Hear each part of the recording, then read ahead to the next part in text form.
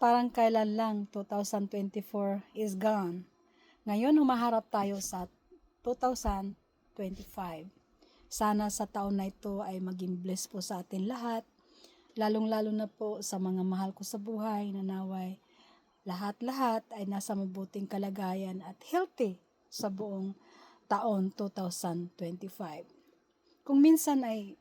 Kung lilingunin natin ang 2024, lalong-lalo po sa akin, it's not good. Parang ayaw kong balikan at tingnan muli.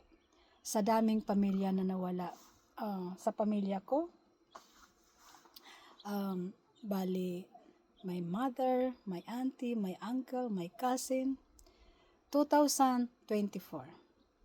Well, my mother is 2023, November, close to 2024. Side naman ng asawa ko, ganun din. So, apat din sila. Actually, apat din sila. So, kung minsan nakakatakot, parang isipin natin na life is too short. Ngayon, lumalakad tayo. Tumatawa, naghahalakhakan, But tomorrow, we don't know. That is in God's hands, right? So, sana, God first. I believe is God first. Kung ilagay natin ang Panginoon sa puso natin, number one, no matter what, ano man ang dinadaanan natin na problema, dinadaanan natin na mga trial sa buhay, malalampasan din natin yan na parang kaygaan pakinggan, pakiramdaman. Kasi wala naman talagang tumatagal dito sa mundo. Life natin is hiram. Hiram lang po natin.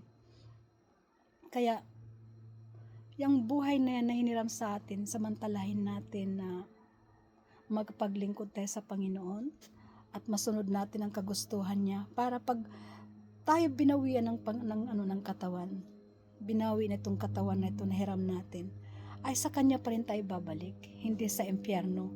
Kasi dalawa lang naman pupuntahan natin sa hell and heaven. I choose heaven. Kasi God, she is the one to create us. So, sa Kanya pa rin tayo babalik. Kung anong ginawa natin dito sa mundo. Kung ang ginawa natin dito sa mundo ay maganda, sigurado tayong sa Kanya tayo babalik. At higit sa lahat, tanggap natin na si Jesus pumunta dito sa mundo para tubusin tayo sa ating mga kasalanan.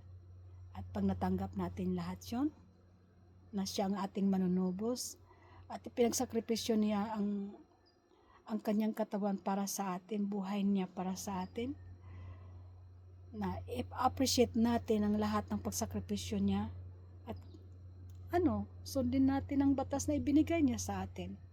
So, yun lang po para tayo makabalik sa Kanya. Hanggang dito na lang. Magandang hapon. Tanghali pala dito sa amin. Sa inyo dyan sa Pilipinas, gabi.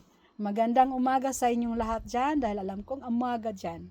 At sa inyong lahat, sa lahat-lahat na nagsusubaybay sa akin, taos-puso pa ako nagpapasalamat po sa inyo.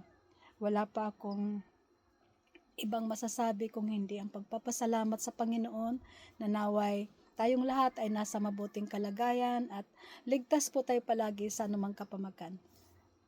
Bye! See you next time!